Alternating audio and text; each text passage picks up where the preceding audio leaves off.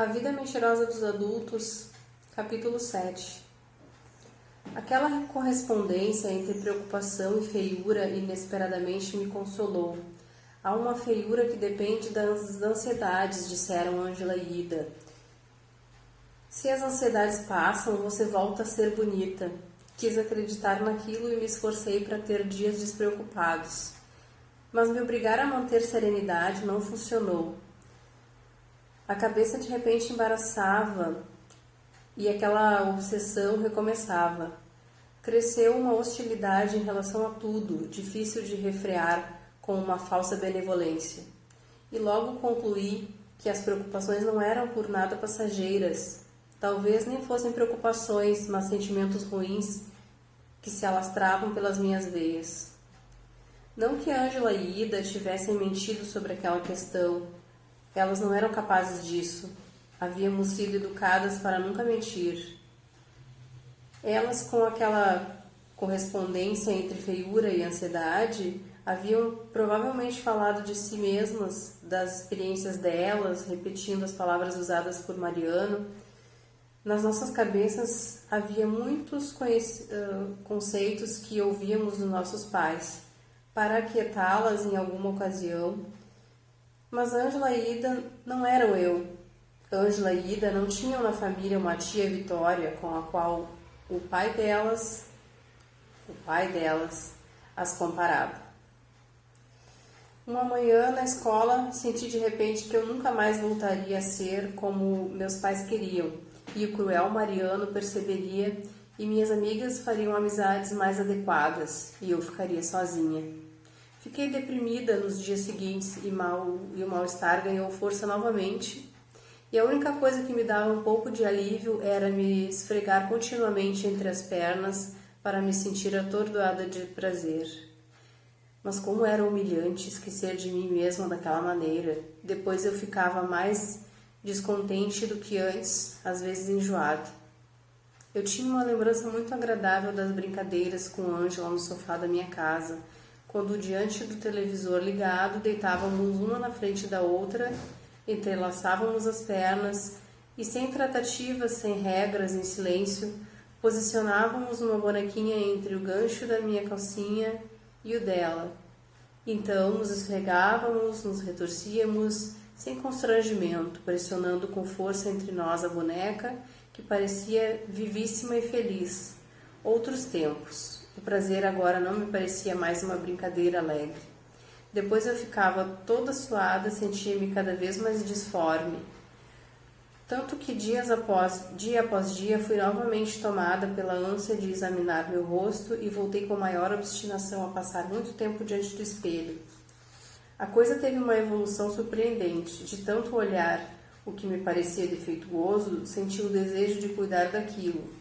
Eu examinava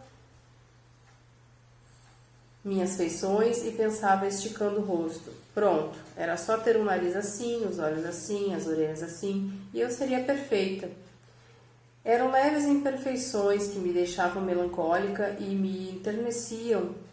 Coitada, eu pensava, como você é azarada. E eu sentia um arrebatamento repentino pela minha própria imagem, tanto que uma vez cheguei a beijar minha boca justamente enquanto pensava, desolada, que ninguém jamais me beijaria. Foi assim que comecei a reagir.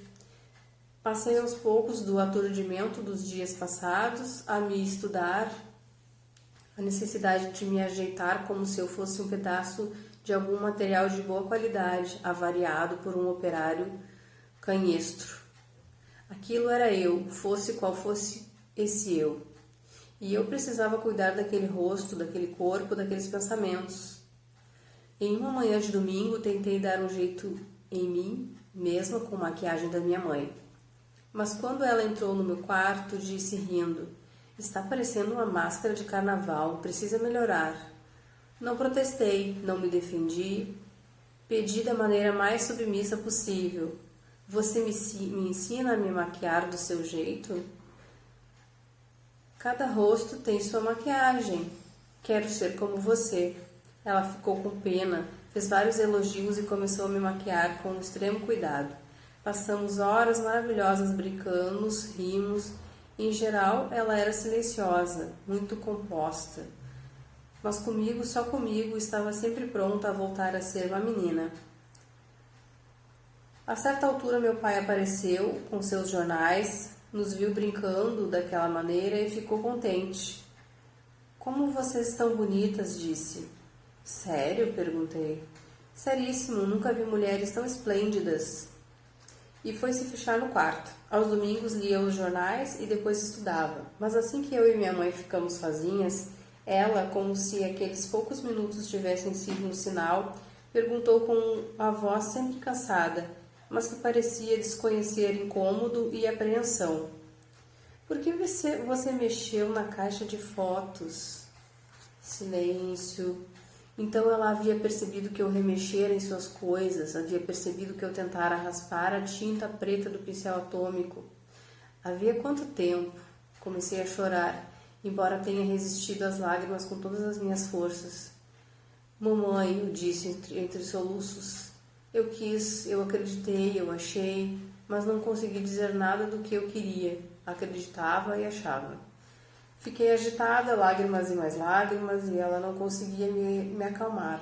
Pelo contrário, assim que soltava algumas frases com sorrisos compreensivos, não precisa chorar, é só pedir para mim, para seu pai, seja como for, você pode olhar as fotos quando quiser. Por que está chorando? Calma. Eu soluçava ainda mais.